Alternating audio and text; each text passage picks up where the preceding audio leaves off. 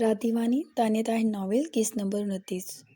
اگلی صبح وہ کافی پرسکون اٹھی، لیکن اٹھتے ہی احساس ہوا کہ اس کے پاس کوئی بھی وجود نہیں۔ بیڈ دوسری طرف سے خالی تھا۔ اس نے ارد گرد دیکھا تو اسے واش روم میں بھی اس کا احساس نہیں ہوا۔ کیا وہ کمرے میں آیا ہی نہیں؟ ہاں، اسے یہاں دیکھ کر امی کے کمرے میں چلا گیا ہوگا۔ وہ افسردگی سے سوچتی ہوئی اٹھی، بالوں کا جوڑا بنایا اور آئینے میں خود کو دیکھا۔ آنسو کے نشان اب بھی اس کے گالوں پر تھے۔ کچھ دیر وہ خود کو ہی دیکھتی رہی اور پھر واش روم میں چلی گئی۔ اس کے دماغ میں کوئی سوچ نہیں تھی، لیکن بلال بھائی یہ سب کرنے کے ارادے سے آئے تھے۔ بار بار یہ سوچتے ہی اسے لگتا جیسے کون روح کھینچ جائے گی۔ فریش ہو کر وہ باہر نکلی تو کمرے سے باہر نکلتے ہوئے بھی جھجک ہوئی۔ اس نے صنم کو بھی کتنا ستایا تھا۔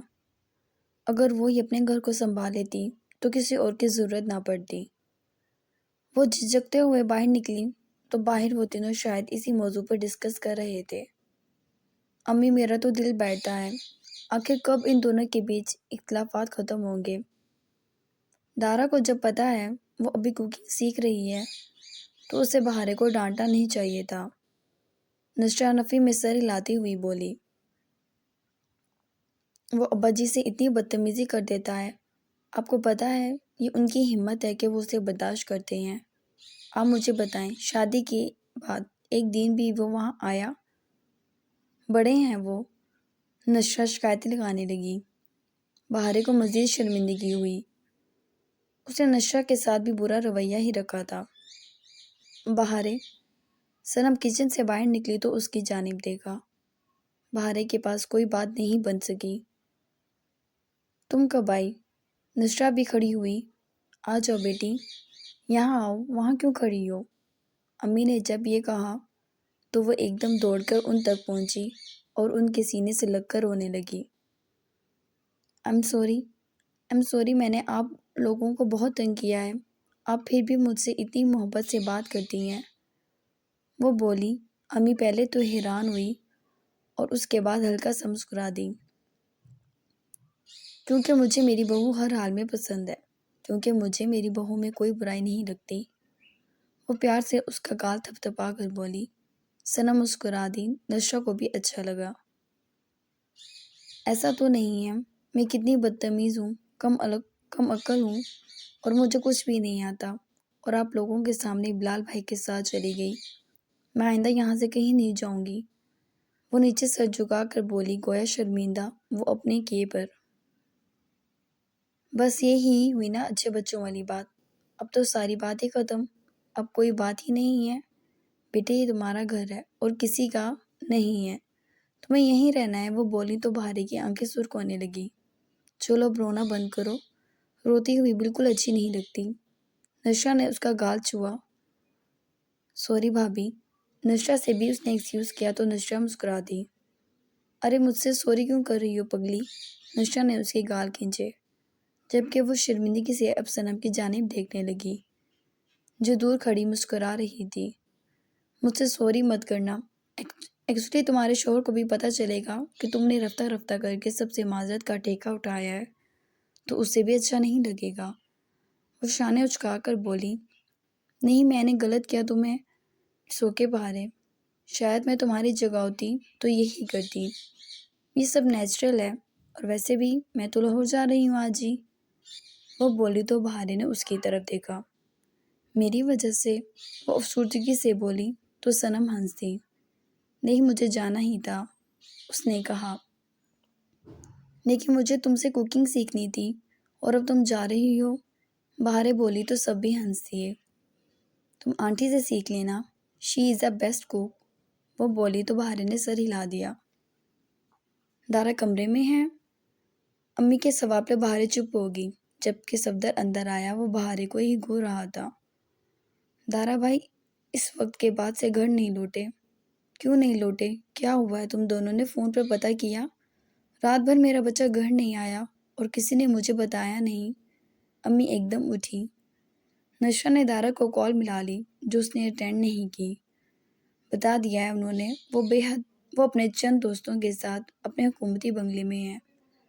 رات تک آ جائیں گے۔ یہ کیسی لاپرواہی ہے؟ بیوی گھر میں ہے، وہ دوستوں کے ساتھ گلچھرے اڑا رہا ہے۔ امی کو غصہ آیا۔ کل ہونے والے ڈرامے کے بارے میں امی کو کسی نے نہیں بتایا تھا۔ دیکھ لو نشرا، عاجز کیا ہوا ہے اس لڑکی نے، کیا سوچے گی بہارے، نہ جانے کیسی تربیت کی ہے میں نے اس کی۔ امی غصے سے نفی میں سر ہلانے لگی۔ بہارے چپ چاپ بیٹھی تھی، جانتے تو سب بھی تھے کہ وہ گھر کیوں نہیں آیا۔ نشرا کا فون دارا نے نہیں اٹھایا تو وہ سیل فون سائڈ پر رکھی، جبکہ بہارے بے چین سی ہو رہی تھی۔ ناشتہ کرنے کے بعد گھر پر کام کرنے والی آئی۔ آج اس نے پہلی بار سب چیزوں پر غور کیا تھا اور اس نے گھر صاف کر دیا۔ امی اور نشرا نہ جانے کے اس رشتے دار کو ڈسکس کر رہے تھے اور صنم اپنے جانے کی تیاریوں میں لگی ہوئی تھی۔ دارا رات کو آتا تو وہ کچھ بنانا چاہتی تھی، تبھی وہ امی کے پاس آئی۔ امی میں کیا بناؤں پھر؟ وہ اتنی معصومیت سے اور ہلکی آواز میں راز سے بولی کہ صنم اور نشرا کی ہنسی چھوٹ گئی، اور امی نے اپنی بہو کو ہنستے ہوئے بہت سارا پیار کر ڈالا۔ اتنی پیاری میری بہو ہے، اس لڑکے کے نصیب اچھے ہیں جو اتنی پیاری لڑکی ملی ہے۔ میرا بیٹا، کیا ضرورت ہے؟ نشرا ہے، میں بناؤں گی، میں ہوں، صنم ہے، سب بنا لیں گے۔ امی نے کہا تو وہ نفی میں سر ہلانے لگی۔ نہیں پلیز، اب مجھے بتائیں نا، وہ بولی۔ امی دارا کی پسند کے کھانے بنانا چاہتی ہے، شاید بہارے، نشرا بولی تو امی نے ہاتھ جھٹکا۔ وہ کھاتا کیا کیا ہے معلوم بھی تو ہے تمہیں، رونے کو آ جاتی تھی تم۔ بس بیٹا، میرے بیٹے میں ایک ہی برائی ہے، گھر کا کھاتا ہے اور بے شمار کھاتا ہے، امی بولی، جبکہ بہارے تو اب سب سیکھنا چاہتی تھی اس کے لیے۔ ایسا کرو کوفتے بنا لو، کافی دنوں سے کہہ بھی رہا تھا وہ مجھے، امی کچھ یاد کرتے ہوئے بولی۔ اوکے۔ بہارے جلدی سے اٹھ گئی۔ اس کے بعد ان سب نے بہارے کی بہت مدد کرنا چاہی، مگر وہ سارا کام خود کرنا چاہتی تھی اور اس نے جتنا ممکن تھا سنجیدگی سے اس کے لیے محنت کی تھی۔ وہ تھک بھی بہت گئی تھی، پھر ٹیسٹ کیا تو کچھ اچھا ہی بنا تھا۔ وہ سب کو ٹیسٹ کھانے لگی۔ آج جوش نہیں کوفتہ، معلوم نہیں اسے پسند آئے بھی یا نہیں، جبکہ سب نے اس کی بہت تعریفیں کی تھیں۔ اسے یقین ہی نہیں آ رہا تھا، اسی بھاگ دوڑ میں اس کا دن گزر گیا تھا، مگر دیکھتے ہی دیکھتے رات ڈھل آئی، جو کہ سردیوں میں ہمیشہ جلدی چھا جاتی تھی، مگر وہ گھر نہیں لوٹا۔ سب جانتے تھے وہ منتظر ہے، اور امی بار بار نشرا کو دارا کو کال کرنے کا کہہ رہی تھی، کیونکہ وہ نہیں چاہتی تھی کہ بہارے پھر سے خفا ہو کے یہاں سے جانے کی بات کرے۔ صنم بھی بار بار کانٹیکٹ کرنا چاہ رہی تھی، مگر وہ کسی کا فون نہیں اٹھا رہا تھا، اور پھر رات 9 بجے اس کا فون آیا تو لینڈ لائن پر آیا، جو صفدر سے کہہ کر صحیح کرا دی تھی اس نے۔ کہاں ہو تم؟ 9 بج گئے ہیں رات کے، اب تک تمہارا کچھ نہیں پتا، 2 دن سے گھر سے باہر ہو تم، نشرا اس پر بگڑی۔ ارے یار آپی، کام سے نکلا ہوا ہوں، آپ کے شوہر کی طرح 9 to 5 کی ڈیوٹی نہیں ہے، یہاں بہت کچھ کرنا پڑتا ہے۔ وہ شاید بھیڑا بیٹھا تھا، بہت بدتمیز ہو چکا ہے یمی، دیکھ لیں کیسے بول رہا ہے یہ۔ نشرا نے امی کو فون دے دیا۔ دارا میری جان، میرے چاند، گھر نہیں لوٹے بیٹا، میں انتظار کر رہی ہوں، باہر انتظار کر رہی ہے، امی بولی تو وہ مسکرا دیا، مگر بہارے کا نام سن کر لب سکڑ گئے۔ امی میں یہاں مصروف ہوں، جیسے ہی وقت ملتا ہے میں گھر ضرور آؤں گا، ایکچولی تھوڑا کام ہے تبھی میں آ نہیں سکا، مگر مجھے فکر نہیں ہے، صنم اور آپی آپ کے پاس ہے، وہ بولا۔ بہارے دور کھڑی سن رہی تھی، اس کا تو نام سن کر بھی اگنور کر دیا تھا۔ میرے پاس تو میری بہو ہے اور مجھے کون چاہیے، مگر تم بس یہ کام وام ختم کرو اور گھر لوٹو، وہ بولی۔ یار میری امی جان، بس کام ختم کر کے آ جاؤں گا، آپ فکر نہ کریں، اپنی امی کو آ کر سنبھال لینا، میں اپنے سسرال جا رہی ہوں، نشرا نے فون پکڑ کر کہا۔ اتنا چنگا بھی سسرال نہیں ہے جو اڑ کر جانا چاہ رہی ہے، اس نے چھیڑا۔ نشرا نے گھور کر اسکرین کو دیکھا، جبکہ اس کی خاموشی پر دارا جانتا تھا وہ دانت پیس رہی ہوگی۔ اس نے ہنستے ہوئے فون بند کر دیا، جبکہ بہارے کا سارا جوش جھاگ کی طرح بیٹھ گیا۔ آنٹی میں کچھ سوچ رہی ہوں۔ صنم آگے بڑھی کیونکہ بہارے کی آنکھوں میں ایک عجیب سی بات وہ دیکھ چکی تھی۔ وہ بیوقوف لڑکی اپنے شوہر کو پسند بھی کرتی تھی اور مانتی بھی نہیں تھی۔ شاید محبت کے مرحلوں میں تھی۔ شاید محبت اس کے ارد گرد اس کے دل میں اپنی جگہ بنا رہی تھی۔ وہ امی کے پاس بیٹھ گئی۔ میں سوچ رہی ہوں بہارے کو دارا کے پاس بھیج دیتے ہیں۔ نہیں نہیں، میں کہیں نہیں جاؤں گی، بہارے نے فوراً نفی کی۔ اوہو، شوہر ہے تمہارا، کیا مسئلہ ہے؟ وہ نہیں آ رہا تو تم چلی جاؤ، سمپل۔ صنم مسکرا کر بولی۔ ہاں، یہ اچھا آئیڈیا ہے۔ نشرہ بھی ایکسائٹیڈ ہو گئی تو امی بھی مسکرا دی۔ یہ صفدر ہے نا، اسے سب پتہ ہے، اسے ہی پکڑتی ہوں۔ نشرہ نے صفدر کو بلایا جو فوراً آ گیا۔ تمہیں پتہ ہے دارا بھائی کے گھر کا ایڈریس؟ جی اپی پتہ ہے، کیوں؟ وہ سمجھا نہیں، چلو پھر بھابھی کو وہاں چھوڑ کر آؤ۔ کیا؟ صفدر کی آنکھیں نکلیں۔ بہارے زندگی میں پہلی بار کنفیوز تھی۔ ٹھیک تھا وہ دور تھی، اب وہ اس کے پاس خود جا رہی تھی۔ یہ بہت عجیب لگ رہا تھا۔ کیا مطلب ہے بھائی اس بات کا؟ امی نے گھورا۔ کچھ بھی نہیں امی، دارا بھائی غصہ کریں گے، اور آپ جانتی ہیں وہ پھر کیسے اٹھتے بیٹھتے مجھے تانے مارتے ہیں۔ وہ منہ بسوڑ گیا۔ نہیں مارے گا، جو میں کہہ رہی ہوں تم بس وہ کرو، امی نے کہا تو صفدر نے سر ہلا دیا۔ جاؤ بہارے، فریش ہو جاؤ، امی نے کہا تو بہارے نے نفی میں سر ہلا دیا۔ آپ لوگ یہ کیا کر رہے ہیں؟ ایسے اچھا نہیں لگتا، وہ اپنے دوستوں کے ساتھ ہے، اور میں چلی جاؤں؟ بہارے گھبرائی ہوئی بولی۔ تو اس کے دوست، یہ کام جو بھی ہے چلا جائے گا۔ تمہارے اور اس کے رشتے کو وقت کی ضرورت ہے۔ اگر تمہیں یہ سب ختم کرنا ہے تو آگے بڑھنا پہلے عورت کو ہی پڑتا ہے۔ نشرہ نے مسکرا کے مدھم آواز میں کہا تو وہ سر جھکا گئی۔ پریشان مت ہو، اتنا بھی برا نہیں ہے میرا بھائی۔ نشرہ ہنسی تو بہارے نے منہ بسوڑ لیا۔ نخرے دیکھے آپ نے اپنے لاڈلے بھائی کے؟ وہ بولی تو وہ تینوں ہنسنے لگی۔ اس کے اندر ایک عجیب سا جذبہ ہلکورے لے رہا تھا، جو دل گدگدا رہا تھا، جو جوش سے پیدا کر رہا تھا۔ اپنے آپ چہرے پر مسکراہٹ امڑ جا رہی تھی۔ اس نے اپنے ڈریسز میں سے ایک سرخ ریشمی کامدار ڈریس نکال لیا، لیکن پہنتے ہوئے شرم و شرمندگی الگ ہو رہی تھی۔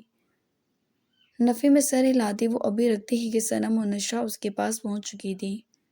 واہ بھئی، بہت خوبصورت ڈریس نکالا ہے تم نے۔ تو چیک کریں نشرہ آپی، لڑکی کی خوشی۔ صنم نے چھوڑا تو وہ لال سرخ ٹماٹر کی طرح ہو گئی، جبکہ وہ دونوں ہنسنے لگی۔ اچھی بات ہے، ابھی وقت ہے، جلدی سے جاؤ چینج کرو، اس نے کہا۔ نہیں بھابھی، یہ تو میں رکھ رہی ہوں۔ بہارے کمزور سی ہو رہی تھی، اس کا اثر اس کے نہ ہوتے ہوئے بھی اس کے دل و دماغ پر تھا، اور کل سے اب تک میں نے تو اس نے اس کی موجودگی میں اسے بہت دل سے محسوس کیا تھا۔ شاید خواہش مند تھی کہ اگر پوری دنیا اس کے بارے میں سب جانتی ہے تو ایک وہ شخص اس کے بارے میں کچھ نہ جان پائے، تو وہ سب سنبھالنے کی کوشش میں تھی۔ وہ اپنی غلطی کا احساس بھی شدت سے تھا۔ زبردستی ان دونوں نے اسے تیار کیا تھا۔ اس کے بال مکمل اسٹریٹ کر کے ہلکے ہلکے کرل ڈال دیے تھے۔ بہارے تو بے چین ہی ہو گئی۔ میں کوئی شادی میں جا رہی ہوں؟ آپ لوگوں کو کیا ہو گیا ہے؟ وہ بولی جبکہ ان دونوں نے اسے گھورا۔ میری خاموشی کا ناجائز فائدہ اٹھا رہے ہیں، وہ منہ بنا گئی جبکہ وہ دونوں ہنسنے لگی۔ شاید آج تمہاری اہم رات ہو، صنم نے کہکا لگایا جبکہ بہارے کے ہاتھ بھی کانپ اٹھے۔ آپ دونوں بہت بدتمیز ہو۔ وہ اٹھ گئی اور وہ جو ریڈ لپسٹک لگانے کا ارادہ رکھتی تھی اس نے لگانے ہی نہ دی۔ لو جی، اب اس میں بدتمیزی کی کیا بات ہے؟ نشرہ نے اسے قابو میں کیا اور صنم نے زبردستی اس کے ہونٹ رنگ دیے۔ اس کے بعد وہ آفت کی طرح لگ رہی تھی، خود سے خود ہی شرما رہی تھی۔ میں کہیں نہیں جاؤں گی، یا اللہ، بہارے تمہیں نظر نہ لگے۔ نشرہ نے جلدی سے کاجل اس کے کان کے پیچھے مل دی، جبکہ بہارے کو لگا وہ بے ہوش ہو جائے گی۔ اتنا پریشان وہ شادی کی رات کو نہیں ہوئی تھی جتنا اس وقت کھڑی کانپ رہی تھی۔ میں نہیں جاؤں گی، بولا اس طرح کون کسی کے پاس جاتا ہے؟ ایک بیوی، شوہر اور وہ بھی ناراض شوہر کے پاس اسی طرح جاتی ہے۔ تمہیں پتا ہے؟ بھارے غصے سے بولی، مجھے تو سب پتا ہے۔ صنم نے کہہ لگایا اور بھارے نے اس کے بازو پہ تھپڑ مارا۔ میری جان کو آ رہی ہے اور تم دونوں ہنس رہی ہو۔ بس کل نہ تم زندہ واپس لوٹ آنا۔ صنم کی شوخیاں ہی ختم نہیں ہو رہی تھیں۔ بھابھی، بھارے رونے والی ہوئی۔ اچھا اب تنگ مت کرو۔ نشا نے اسے روکا اور وہ تینوں باہر نکلی۔ وہ سیدھا امی کے پاس آ گئی جو اسے دیکھ کر بے حد خوش ہوئی تھی۔ دیکھیں ان لوگوں نے کیا کیا ہے، وہ بولی جبکہ چہرہ سرخ لباس میں ہلکی ہلکی سرخیاں بکھیر رہا تھا۔ ماشاءاللہ ماشاءاللہ۔ امی وارے صدقے ہوئے جا رہی تھیں۔ اس کی نظر اتاری، سب ہی بہت خوش دکھ رہے تھے۔ بھارے بھی خوشی دل میں امڑتی محسوس کر رہی تھی۔ یہ سارے احساس انوکھے تھے، ہر ڈر ہر خوف سے پرے۔ ہمیشہ لکڑ جھگڑ کر ہی سب کچھ کیا تھا۔ آج دل کی ہلچل ناقابل بیان تھی، نہ جانے وہ اسے دیکھ کر کیا کہے کیا کرے۔ امی کی دعائیں کے ساتھ وہ صفدر کے ساتھ گاڑی میں سوار ہو گئی۔ صفدر تم مجھ سے خفا ہو؟ بھارے بولی۔ جی۔ وہ فوراً منہ پھٹ کڑک لہجے میں بولا۔ ٹھیک ہے میں تارا کو تمہاری شکایت لگاؤں گی۔ وہ بھی غصے سے بولی۔ کیوں لگائیں گی؟ صفدر ایک دم بڑبڑایا۔ تم مجھ سے ناراض ہو تو میں شکایت لگاؤں گی۔ تو آپ شکایت دارا بھائی کو کیوں لگائیں گی؟ آپ مجھے منا سکتی ہیں۔ اچھا بتاؤ کیسے مناؤں؟ بھارے مسکرا کر پوچھنے لگی۔ ویسے تو میں 5-6 ہزار میں مان جاؤں گا، اور ساتھ شرط یہ ہے کہ آپ دارا بھائی کو نہیں بتائیں گی کہ میں نے آپ سے ماننے کے لیے 5,000 لیے ہیں۔ اور دوسری بڑی اہم شرط ہے۔ بھارے نے ہنسی روکتے ہوئے دوسری شرط معلوم کی۔ آپ مجھ سے وعدہ کریں آئندہ آپ ہمارے گھر سے کبھی نہیں جائیں گی۔ جب سے آئی ہیں لگتا ہی نہیں بھابھی ہیں ہماری، سب سے لڑتی جھگڑتی ہیں، بالکل وہ ڈرامہ تھا کیا نام تھا اس کا، اس میں بھی بہو ہر کسی سے لڑتی تھی۔ وہ ڈرامے کا نام سوچ رہا تھا۔ بھارے کو بہت گلٹ محسوس ہوا۔ سوری صفدر، وہ جلدی سے بولی۔ ٹھیک ہے معاف کر دیتا ہوں، مگر میری شرطیں ابھی بھی وہی ہیں۔ اوکے، میں پرومس کرتی ہوں کچھ بھی ہو جائے اب تمہارے گھر سے کہیں نہیں جاؤں گی۔ وہ بولی تو صفدر مسکرا دیا۔ اب لائیں 5,000۔ اس نے ہاتھ بڑھایا۔ لیکن میرے پاس تو ہے ہی نہیں۔ بھارے نے شانے جھکائے جبکہ منہ بھی بنایا۔ اب تک دارا بھائی سے پیسے نہیں لیے آپ نے؟ وہ چیخا۔ تو کیا لینے تھے؟ بھارے حیران ہوئی۔ یار کیسی بیوی ہیں آپ؟ صفدر ایسے افسوس کر رہا تھا جیسے سب کچھ بھارے کو اب بس اسی کو سکھانا پڑے گا۔ میں بتاتا ہوں، ابھی آپ جائیں نا تو سب سے پہلے تو ان سے پیسے لیجیے گا۔ یہ جو شوہر ہوتے ہیں چلاک قسم کے ہوتے ہیں، وہ چاہتے ہی یہ ہیں بیویاں لڑ جھگڑ کے گھر سے دور رہیں تاکہ ان کی جیبیں بھری رہیں۔ واہ جی واہ، کیوں؟ وہ آنکھیں نکال کر ایک دم ہاتھ گھما کر بولا۔ بھارے دور ہوئی، ہنسی الگ چھوٹ رہی تھی۔ بھابھی اب سیریس ہو جائیں، مجھے کچھ اچھی وائب نہیں آ رہی۔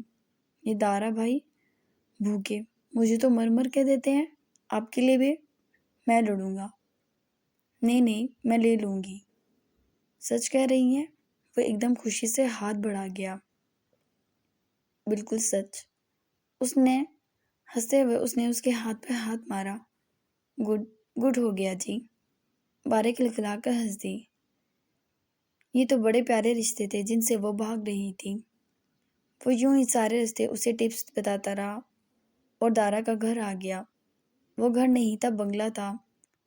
سرخ اینٹوں اور درختوں کی لمبی لمبی شاخوں اور ٹہنیوں میں قید یہ عمارت کافی خوبصورت دکھ رہی تھی۔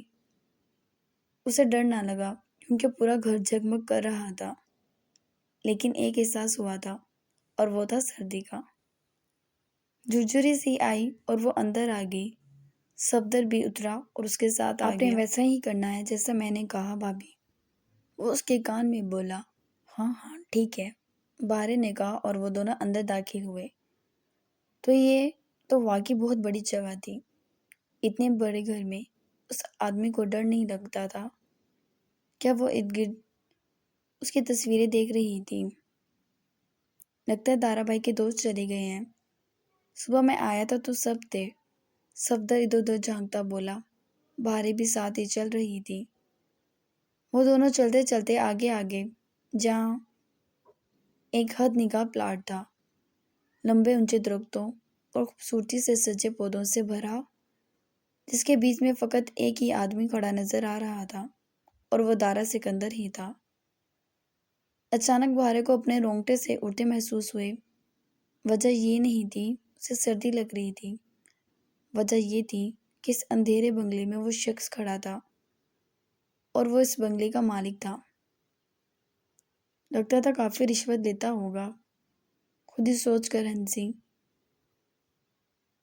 اسے نہیں پتا تھا اس کا شوہر اتنی بڑی چیز ہے۔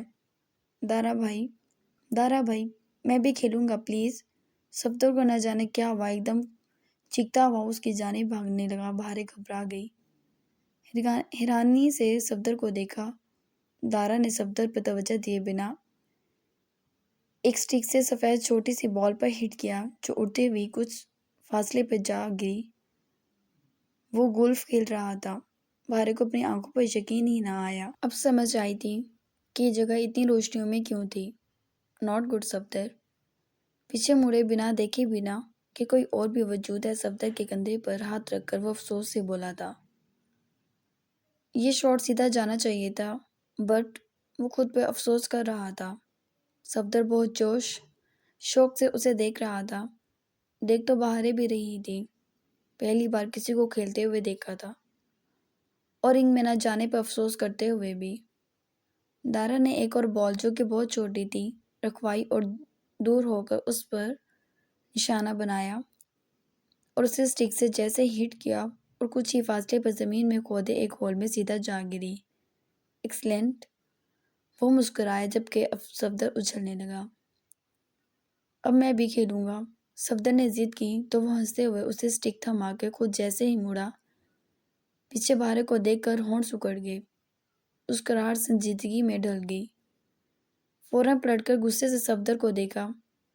اسے لگا وہ اس کے پاس ویسے ہی آیا تھا، صبح بھی آیا تھا جب وہ یہاں آتا تھا۔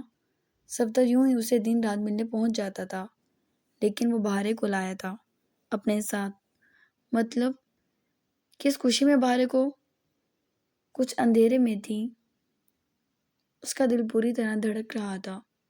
آج دل کی بے ہنگم دھڑکنوں نے بہاریں کے اختیارات سے نکلنے کی ٹھان لی تھی۔ چھوڑو اسے، اس نے سٹک لی اور غصے سے گھورنے لگا۔ یار میں ابھی مارتا، سر میں مار دوں گا تمہارے، کیوں لائے ہو تم یہاں؟ بہاریں سن رہی تھی، سر جھکا گئی۔ آپ ہی نے کہا تھا۔ دارا نے کان کھینچے تو صفدر چیخا، نکلو یہاں سے شرافت سے۔ بھیا مجھے کھیلنا ہے۔ صفدر منہ سوڑنے لگا۔ میں مار دوں گا تمہارے، اب سزا ہے میری بات نہ ماننے کی، لکھ لو۔ اس نے بے مروتی سے کی انتہا کر دی۔ بہاریں گھبرا اٹھی، کیا وہ اسے بھی نکال دے گا؟ وہ 2 قدم دور ہوئی، وہ لوگ یہیں آ رہے تھے۔ صفدر چیختا رہا مگر دارا نے سزا دینی تھی تو دی اور اس بیچارے کو نکال دیا۔ بہاریں نے تھوک نکلا کہ اب اس کی باری ہے۔ اسے نکال کر وہ پلٹا تو پہلی بار وہ تھر تھر کانپنے لگی۔